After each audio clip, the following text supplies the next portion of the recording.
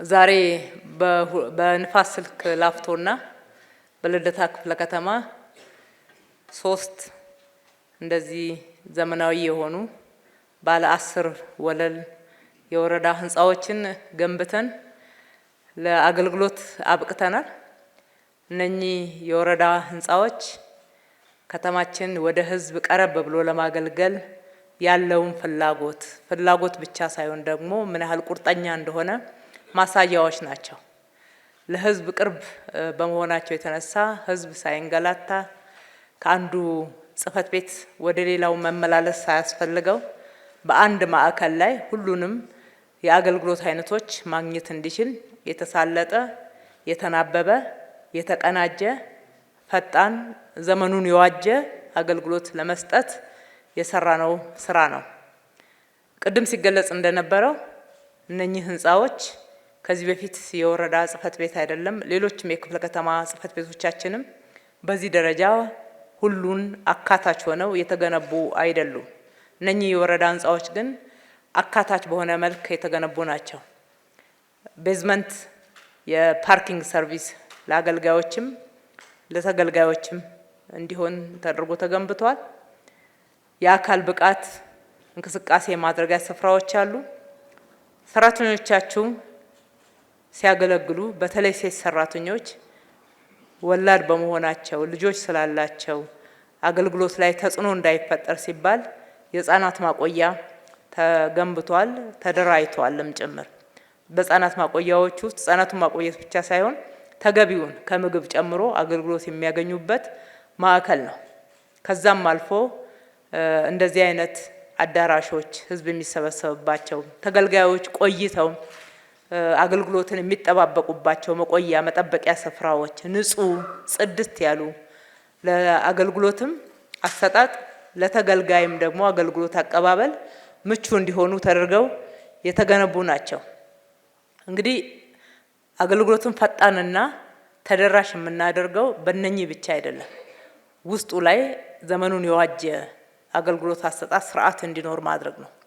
ያንን ስርዓት በአንድ በኩል በሰው ኃይላችንን እያሰለጠን በአመለካከትም በተግባርም ይሄ ህዝቡን በቅንነት በታማኝነት ለማገልገል የምናደርገውን ጥረት የተጋሩ እንዲሆኑ መጋራታቸውን በየዕለት አገልግሎታቸው እንዲያሳዩልን ከዛም አልፎ አገልግሎቱን ደግሞ በቴክኖሎጂ እንዲደገፍ አሰራሩ ዘመናዊ እንዲሆን አጭር እንዲሆን ይሄ የተተበተበው ቢሮክራሲ አብሮን እንዳይቀጥል በቀላሉ ግልጽ በሆነ መንገድ አገልጋይን ማገልገል የሚቻልበት አገልጋይ ተገልጋይን ማገልገል የሚችልበት ስርዓትን እየዘረጋን ያለነው በእነኚህ 3 ወረዳዎች ላይ ስማርት ሰርቪስ ነው በጥቅሉ የገነባ ነው ማለት ነው። ስማርት አገልግሎት ወይም ደግሞ ስሉጥ ከተማ የምንለውን ፈጣን፣ ተደራሽ፣ እጅግ የተናበበ የተቀናጀ አገልግሎትን መስጠት የምንችልበት አካታች አገልግሎትን መስጠት የምንችልበት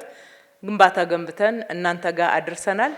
ይሄ እንግዲህ የመጨረሻው ግቡ ይሄን ማደራጀትና ግንባታውን መገንባት ሳይሆን ዋናው ግቡ በውስጡ ልክ እንደ ህንጻው ያማረ ጽድት ያለ አገልግሎት መስጠት ነው። ያንን ከግብ በማድረስ በኩል የፐብሊክ ሰርቪስ ቢሮአችን በየደረጃው ያላችሁ አመራሮች ቀጣይ የቤት ስራችሁ ነው ማለት ነው። ቀጣይ ቤት ስራችሁ ነው።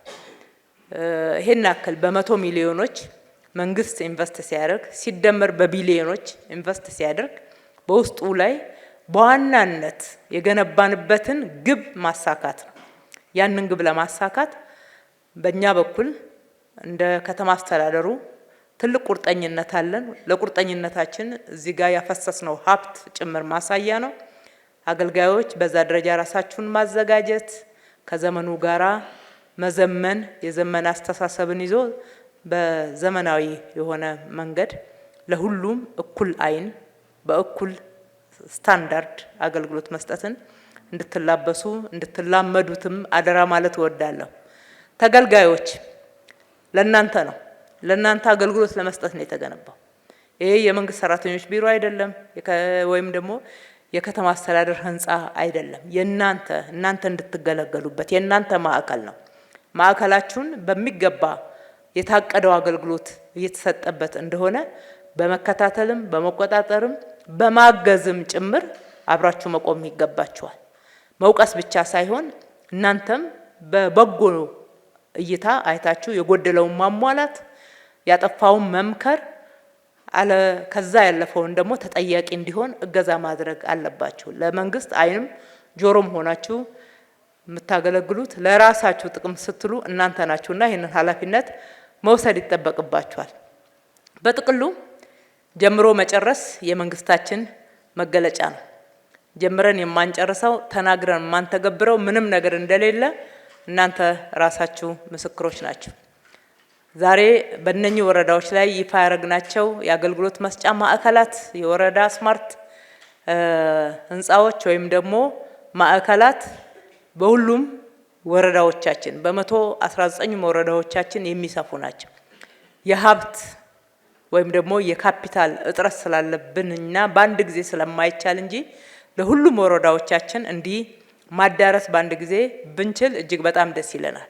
ነገር ግን ደግሞ የሂደት እና የቅደም ተከተልን ሁኔታ እንድንጠብቅ ግድ የሚለን ከጊዜም ከፍጥነትና ከጥራትም ጋራ ተያይዞ ያሉ ስታንዳርዶችን ለመጠበቅ ስለምንገደድ ነው። ዘላቂ ልማት ነው የምንገነባው። ዘላቂ ልማት በግንባታ ብቻ ሳይሆን በአገልግሎትም ጭምር የሚረጋገጥ ነውና ይሄንን እናሰፋዋለን። ሌሎች ወረዳዎችም ተደራሽ እናደርጋለን። ለዛ ቆርጠን እየሰራን ያለነው እናንተም እያገዛችሁ ነው። እገዛችሁ በሚሰሩ በሚታዩ ልማቶች ላይ ብቻ ሳይሆን ሰርቪስ ውስጥም እይታችሁ እጅግ የተሻሻለ ሰርቪስ እንዲሰጥ ያስፈልጋልና በዚህ በኩል ኃላፊነታችሁ እንድትወጡ አደራ ማለት እወዳለሁ። መጪው ጊዜ ለኢትዮጵያ ብልጽግና እጅግ በጣም መሰረት የተጣለበት ላይ በግንባታ በፍጥነት የምንጓዝበት ጊዜ ነውና ይህንን ተስፋ ሰንቀን የበለጠ ውጤታማነቱን አልቀን አብረን እንጓዝላለሁ። እጅግ አርጌ አመሰግናለሁ።